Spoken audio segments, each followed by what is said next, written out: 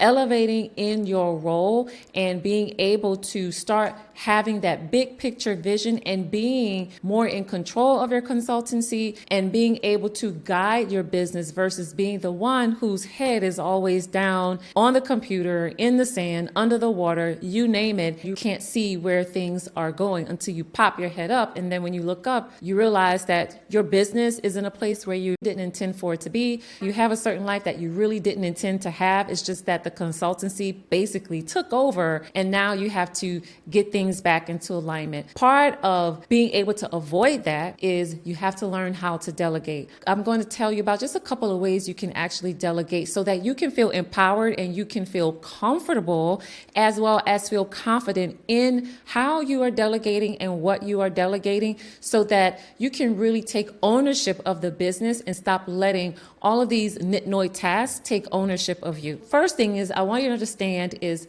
why is delegating so important? I'm sure that this is not the first time that you've heard about delegation. You understand what that is. You know what that entails. But just because you know that's what that entails doesn't mean that you actually know how to properly do it. And maybe you haven't really seen the benefits or haven't seen the results or the return on your investment when it comes to delegating. And there could be a few reasons behind that. But for today, we're just going to explore why is delegation important. Delegation allows you as the CEO to be able to focus on high-level tasks. If you are still in the day-to-day weeds of your business, if you're still finding yourself stuck in the minutia of your business, you're still doing all of the penny tasks, the nickel tasks, the quarter task, the $10 tasks in your business, and you are constantly finding yourself on this hamster wheel, constantly finding yourself grinding, having to do everything because you are wearing 10 hats in your business to include the CEO hat, then you are finding yourself constantly in that grind of a business. And let me just tell you right now, the grind has no mercy on you. If you allow the grind to be what it is going to work you endlessly. So you are going to have to get out of the grind. The grind is not going to stop itself. It's not going to slow itself down by default. It's not going to do that on its own. You're going to have to take ownership. You're going to have to put your hands back on the steering wheel. You're going to have to put your foot on the brakes and start driving your business like you are in control of your business. That's one of the reasons why delegating is so important, because it allows you to come out of the day-to-day tasks. If you find yourself constantly working in your business instead of working on your business, then you need to start delegating. If you're trying to elevate, you must delegate. You cannot elevate in your role and stay on the bottom floor in your business at the same time. That is why you find yourself stretched thin already. So we want to get you out of that so that you can start spending your time doing more high-level tasks. There are certain functions of a CEO in the consultancy business that you have and only you have. You may be able to do many things in your business that other people can do, but you have a CEO role and responsibility that no one else can take on for you. You cannot delegate your CEO role. You are always going to have the responsibility of being the one who is the visionary of the business. You are the one who is going to have to lead the business with strategy and with the vision. In order for you to do that successfully and effectively without burning yourself out, you need to have a team of people who can take on some of those tasks for you so that you can widen your aperture. You can see more than what you were able to see before, because you're no longer having your eyes and your energy and your focus on these little small tasks. Having delegation as part of your operating model is important, because that will give you the ability to be able to do things that you would not be able to do otherwise as a CEO. Another reason why delegating is so important is because it allows you to also have better time management. Taking things off of your plate, you now can start thinking about how you can better leverage your team members. The benefit for you is that you get to have better work-life balance, and having a better work life or a higher quality of life should be a priority for you. In order to be a really high performing and an effective CEO, being confident in your role is that you need time to step away from the business. You need time to be able to think. You need time to be able to breathe and allow your brain to just explore and be curious so that you can continue to be able to have big ideas and think a little bit and brainstorm with a clear head, and also be able to bring innovation into your business. But if you're going to continue to stay stuck on the same thing every day, every week, every month, you're not going to be able to do any type of innovation in your business. You won't even have as much time to stay on top of your industry because you're still stuck on this hamster wheel. You're doing your business a disservice. You're also being a disservice to yourself as well as your team members.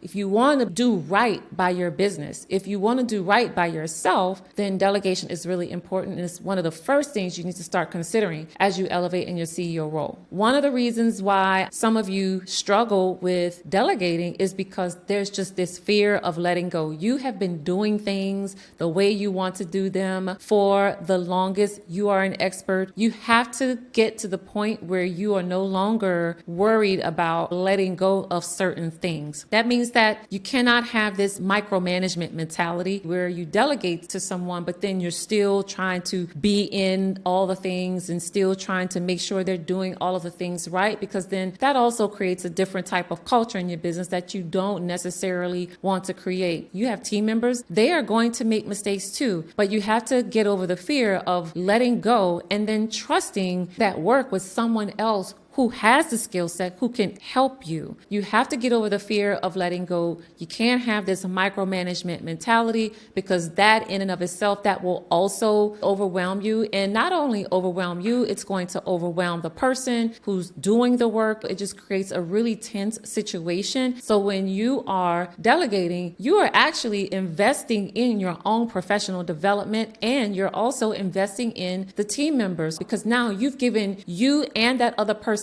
both an opportunity to rise to the next level. And that is what you want as a CEO. You want your business to rise to the next level, which means that you have to rise to the next level. And then the people who are supporting you, they have to rise to the next level too, so that they can support you on the journey. So you can't have the mentality of, I'm going to rise to the next level, but then you're leaving everybody else to not do anything. So you have to really change the way you're operating. You have to start looking at where are some bottlenecks that you need to start opening up so that you can start to bring the necessary things into your business to grow and to move forward. Some people, they just want to go straight into what technology, what tools do I need? They want to go straight into the technology. And you never start out with the technology, because you don't shape your business model around the technology. The technology supports the processes, and the processes have to support the business. Usually people are thinking about, what do I need to buy? What tool do you need? You don't need a tangible tool, but you need a tool, and it's called delegation. Delegation is actually a tool that you can use to open up areas in your business for improvement. So you may have a couple of limiting beliefs around delegating. You are not alone. There is always this limiting belief, this FOMO, this fear of missing out. In order to overcome that,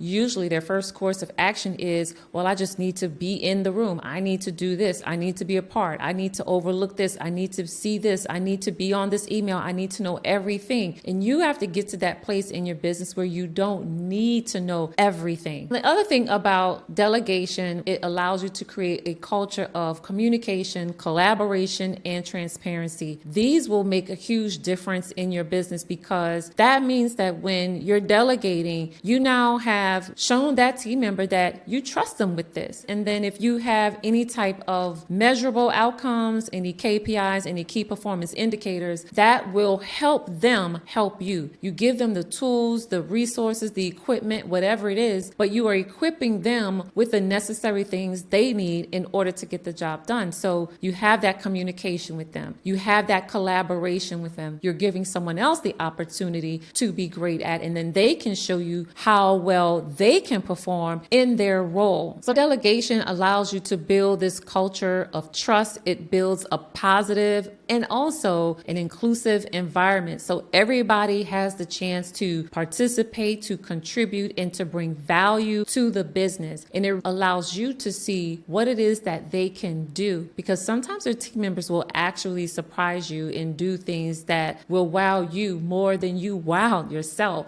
It's important that you encourage your team members to take on these tasks. Then everybody can go and do and just be the geniuses that they are. I want to also just talk a little bit about what is necessary when you are actually delegating. And that is having clear communication and expectations. Expectation management is so crucial for you as a CEO, for your team members, for your clients. You need to have good expectation management. That is a leadership skill. You also have to have clear communication, because it may sound clear to you, but it may not necessarily be clear to that person. That is one thing that I know for sure, is that it's usually clear in your head, but it doesn't necessarily mean that it's clear to that person. So you need to be very clear in how you communicate a particular task. You have to set the outcomes or the outputs, make it very clear to them, and also set the expectation. What do you need? When do you need it? How do you need it? These things need to be communicated up front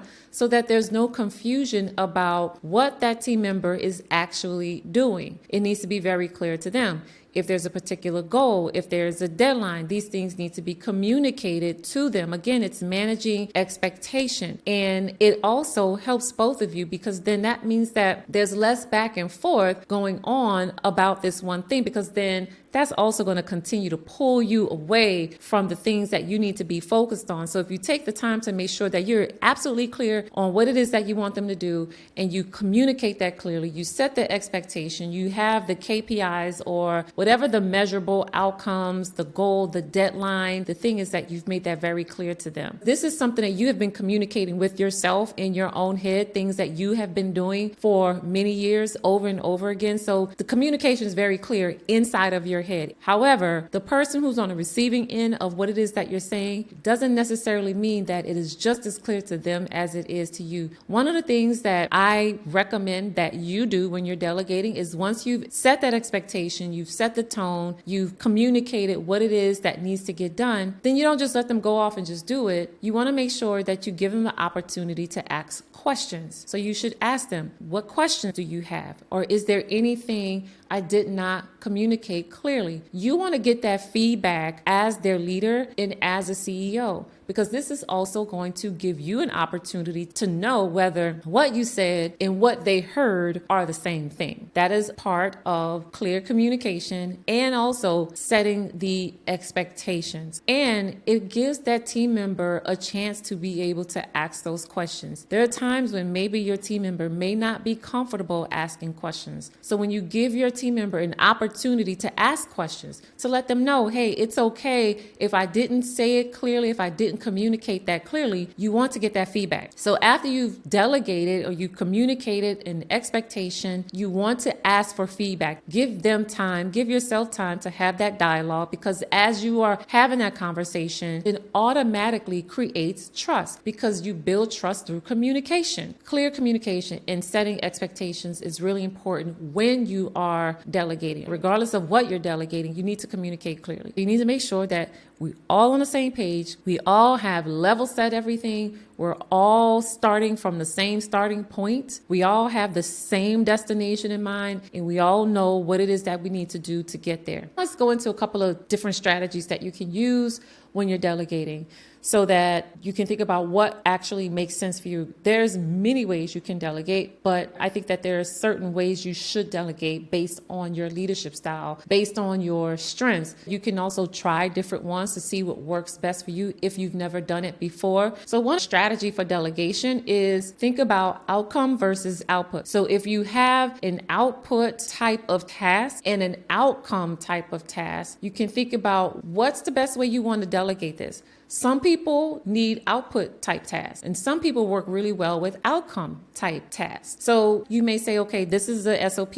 I need you to follow this and then create X, Y, and Z and then send it to me. That may be your output task. And some people work really well with that and they just need that. And then your outcome task is where you're not telling a person how to do the work. You're just basically telling them, this is what you need. You can say, I need sales to increase by 10% over the next 30 days. That's the outcome. So that's when you're not giving the person the how. Some people work really well with outcome-based and prefer to have an outcome-based type thing. And it really just depends on what you feel comfortable with.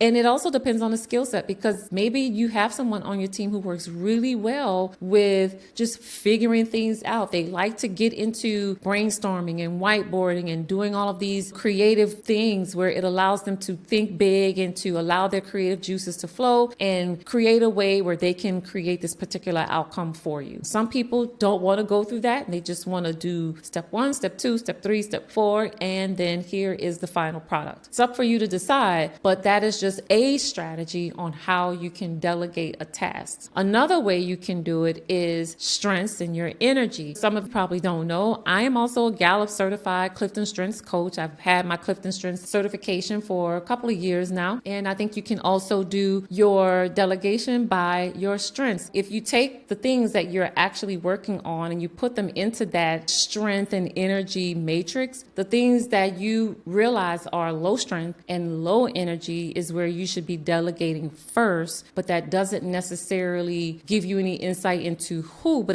at least it lets you know where you need to be offloading some things on your plate first. The other strategy you can use for delegating is simply just thinking about how much is this particular task costing you. You know how much you are worth, what your hourly rate is if you have already worked that out based on your hourly rate. So let's just say you are $150 an hour and you're spending your time on a $25 hour task, then that's kind of a no-brainer that you need to be delegating that $25 task because your time is worth more than $25. So then what you're doing is you're actually impacting your own profit by taking $150 an hour skill set that you have and using it for a $25 an hour task. You may think that by you doing this task that you're saving your company money, but in fact, you are not. Because rather than you actually going out and doing the $150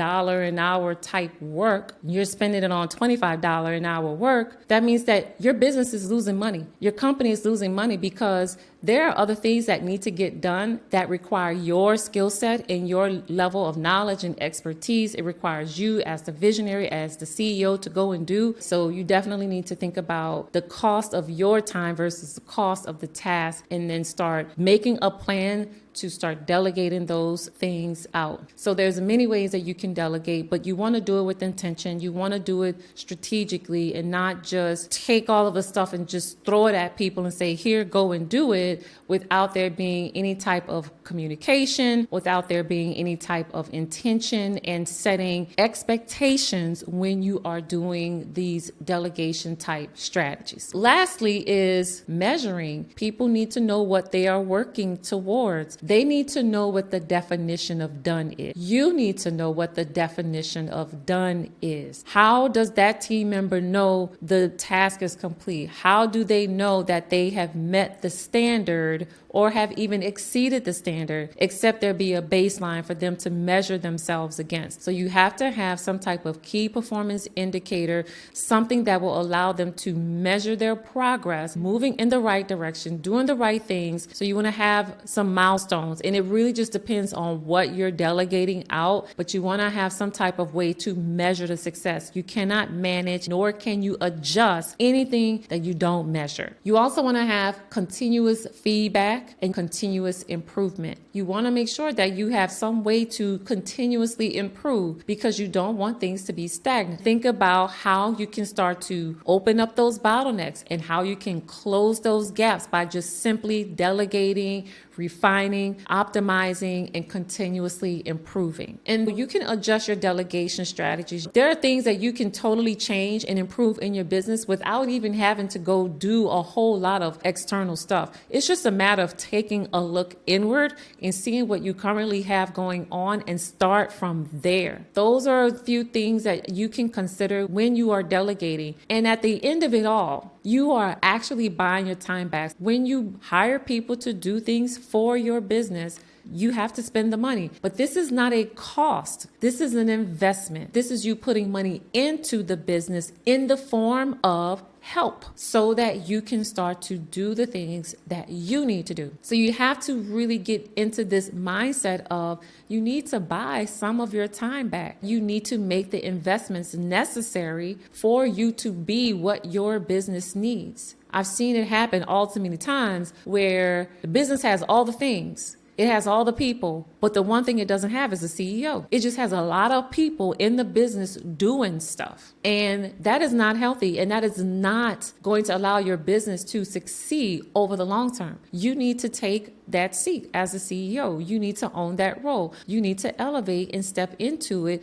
and start driving the vision. You need to start setting the guide for how things are going to move. You need to start setting the tone for how you're going to operate. You need to start delegating so that you can be that CEO. There's potential inside of you that you have not been able to act upon because you have been spending your time on other things that are not increasing or growing, helping you grow in your potential, but is actually limiting your potential. So delegation has huge benefits and a huge impact on your business and you as the leader of your company. So there's so much that goes into delegating, but it really just starts with you thinking about what do you need to start delegating? Are you truly honoring your time? Do you value your role as a CEO? Because if you do, and you should, then you need to really start stepping into that and really taking ownership of what it is that you know that you're capable of doing and taking ownership of your ability to lead your company in a phenomenal way. But it has to start with you,